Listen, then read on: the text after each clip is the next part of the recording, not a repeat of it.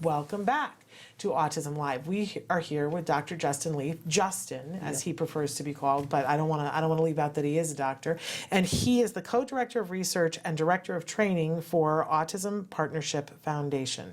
And if we want to know more about Autism Partnership Foundation, where would we go for that? I would go to our website, our newly launched and created website, autismpartnershipfoundation.org. And that will give you information of everything that we do there. And you guys do ABA? Yes, that is correct. The highest quality ABA? I like to think so, yeah. Yes. And so we're so thrilled that you're here to talk about something that I don't know what it is you're referring to when you say progressive ABA. What does that mean? Yeah, so I think the experience that we've talked about in the past at conferences that we've been to, where we see certain providers or behavior analysts, they're really implementing kind of a rigid protocol of intervention. One of my colleagues calls it the static protocol. So they have a data sheet in front of them, and the therapist never varies from the data sheet. So it's kind of just program in. And for me and my colleagues, this is just not how we were taught to do behavioral intervention. Yeah. And so we came up with the term progressive ABA because behavioral intervention should always be progressing. It should be always moving forward.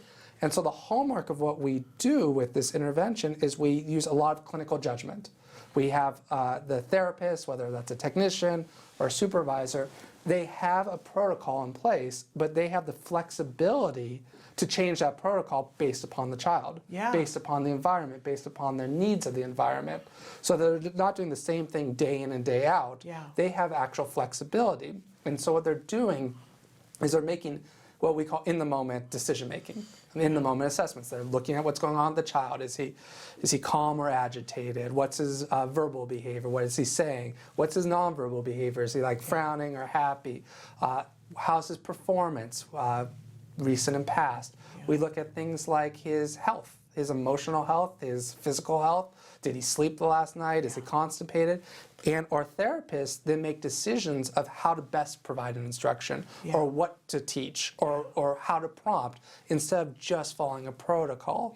So I think one thing we see in our field, unfortunately, is it's gone to such protocol driven and not moving from it. And that's not how we get best outcomes for our children. That's how not they're going to become indistinguishable or living their best lives.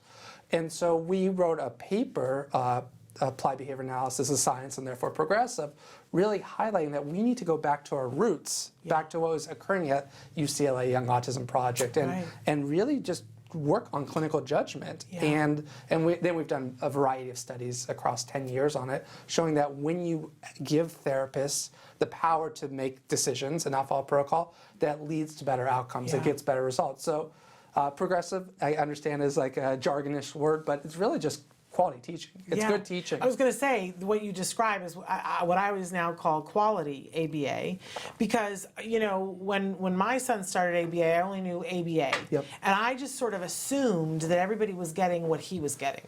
Like, I don't know, because I didn't know any different, right? Until the first time that we met another kid at his school, and the mom said, "Oh, you're getting ABA too. Come on over, we'll have a play date." And we went over, and you're just gonna freak out when you hear this. We got there, and the mom said, "Oh, we can't do this today. We can't have a play date because he just hit his therapist, so the session ended." And they sent the therapist home, and I stood there and I was like, "What? You ended the session after? Wait, first he hit the therapist, and then you ended the session over?" And I began to realize that everybody did not have good ABA. And that's exactly it. Woo! And originally I think we were going to title it Quality ABA, but being researchers, journals don't allow you to use those words. So. Well, and you know what's interesting about it is that you're saying it's progressive, like it's something new, but you're hearkening back to the roots. Which is, you know. My mentor, Jim Sherman, who no one really knows who he is, he was part of the original crew in University of Washington where EVAR was, and all the people who started the field of ABA. And he always said it combined the art and science, that there was a science part to it and there's a technology, but that also that them as young behavior analysts back then in the 40s and 50s, they didn't know what they were doing. So they were probing and testing and seeing what is, and they had a real art to it. And I think, unfortunately, I've seen that lost a lot of places. Your story, I I have stories just like that where I go to places and it's just really heartbreaking because at the end of the day, children just aren't making the outcomes that they're capable of making if you're not providing quality teaching. And that really, I mean, there was this division that happened, and it was right around the same time that insurance kicked in. And, I say sometimes as a parent, we all fought so hard. And I remember thinking, we'll never get it in my lifetime, but can you imagine a time when insurance would pay for, a 40-hour program for a kiddo, and then suddenly we were there like that? Like it just happened so quickly, and now a lot of times parents don't understand because they didn't have to fight for it. Right. They don't know what they have. They come in and they're given a list of ABA providers and they go, just pick one, and they don't know. But parents ask all the time, how do you know a good quality ABA? So how would you know a progressive ABA program versus one that isn't? What are the hallmarks? Well, I think for one, you want to look at how long staff have been trained for. And so what we've seen is a devaluation in training. So if a staff has been trained for 40 hours and that was just an all online training, that's a indication like this is not what we're talking about. Yeah. It takes time to develop. Yes. I think asking the supervisor, the owner of the company, is there protocols, and do staff have flexibility to change the protocols? And if they say, yes, you have some flexibility, yes, they have flexibility, that's a good indicator. I think if they say, no, they have to follow the protocol to a T, that's an indicator that it's not really progressive. I think it's also what they're working on.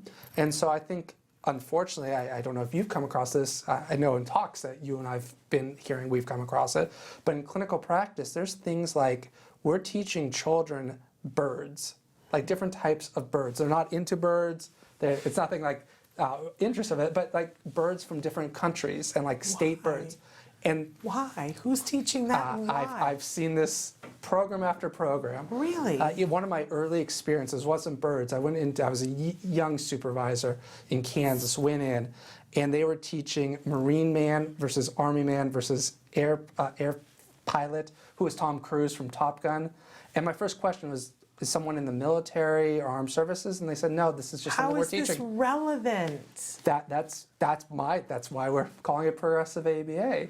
So that would be an indication of not progressive. Yeah. Progressive is going to work on on social behavior. Progressive is going to work on what we call learning how to learn skills, which are like waiting, sitting, attending. Progressive is going to work on meaningful communication. Yeah. Progressive is going to work on self-help skills and life skills. Yeah. If you see that, it's a good indication that you're doing progressive. When you see targets that make no sense, Diet of the Octopus isn't one that I've seen in schools. What on earth? To me, that's what we call conventional ABA and what we see out there. I call that crazy. You could say it better than I can. I mean, why on earth? Which leads to the next thing that we wanted to talk about, which is meaningful outcomes. Yeah, absolutely.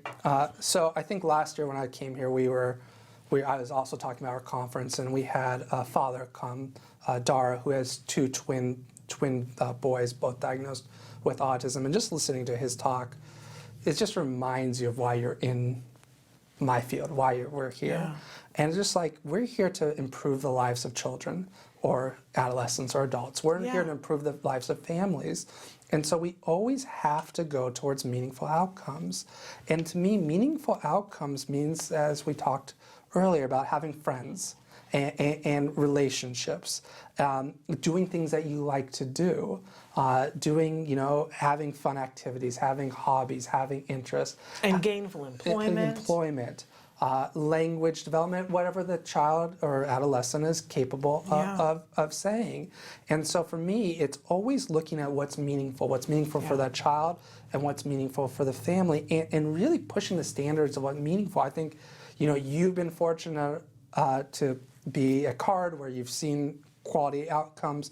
I've been fortunate in my career, but there's a lot of people that when I travel nationally and internationally, where they take little behaviors that are learned and think it's this gigantic accomplishment, which it is a good accomplishment, but we can do better. Yes. And we can make more meaningful outcomes. Yeah. So, for example, when when one of them was like going to a grocery store, and their whole goal for years was just that they could walk through the grocery store. Where for me, it's like I think if we provide that quality intervention, that progressive intervention, they can swipe the card and pay and carry the bags out. That would be a step better. So for me, it's just we have to stop looking at these smaller kind of behaviors. The birds is an example, and look at what's meaningful. And for me, it's all about social skills and friendship skills. And as a parent of a 5-year-old and a 3-year-old, I mean, that's all I care for my kids. I mean, that's when I come home, it's like, who are you playing with at school? And who do you want to have a play date with on the weekend? That's what's important for me. So I really am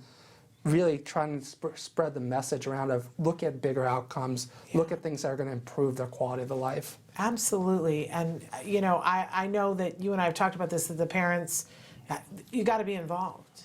You got to be asking questions. You have to be involved. You have to be I used to say that it's a little bit parenting by committee, because now all of a sudden where it might have been you or you and your spouse, now you got all these other people on your team, right? And sometimes that can be dicey. But if they're really good people and they're listening to you, then you arrive at consensus together, and you're doing the things that lead to the meaningful outcomes. I remember being asked questions about, what's important to you, this or this, even to the smallest, smallest little infinite, like being asked, when your son is learning labels for genders, do you want us to teach lady and man or woman and man? And we're going to teach all of them eventually, but what's most important to you first? And I appreciated that because, I'm different than the person down the street, and our family works a little bit differently. So making sure that but more importantly, that was meaningful to me, but more importantly, that it was meaningful to him. That's the piece. Well, I think they go hand in hand.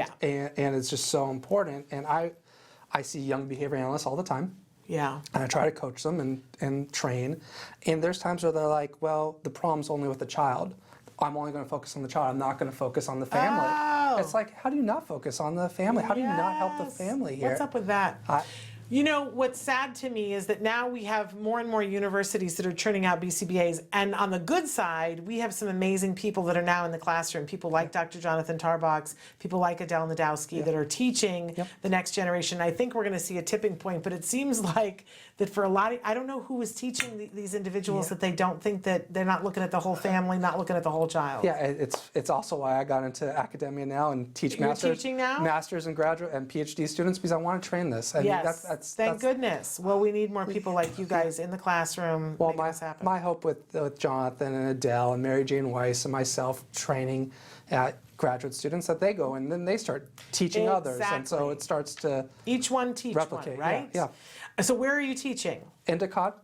Endicott College, which is online. You can take it online and get your master's and PhD. I was just there last April. Yes. You were at the conference. What a beautiful, beautiful campus that is, and a beautiful, beautiful facility that they have. We had such a good time there.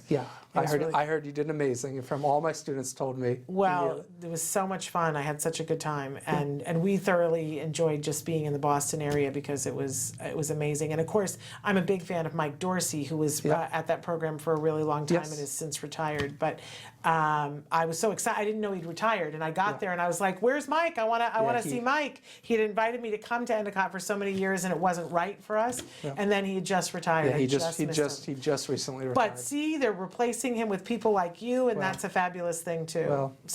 Plug for Endicott College because love them.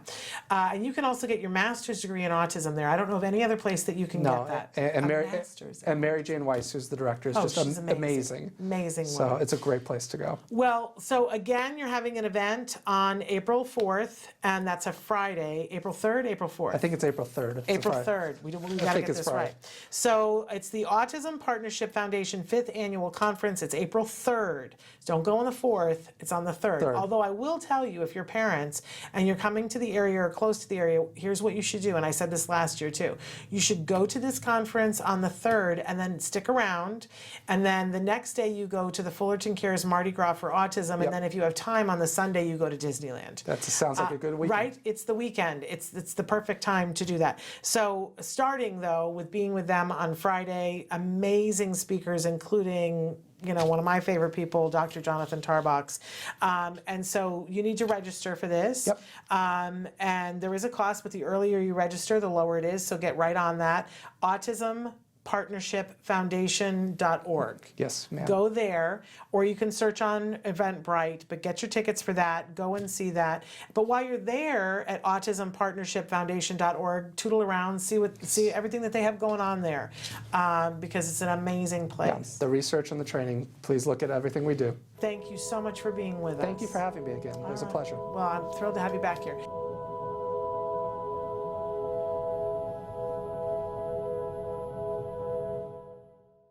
Hey, thanks for watching Autism Live. To subscribe, click here. And if you'd like to check out some more of our videos, click here.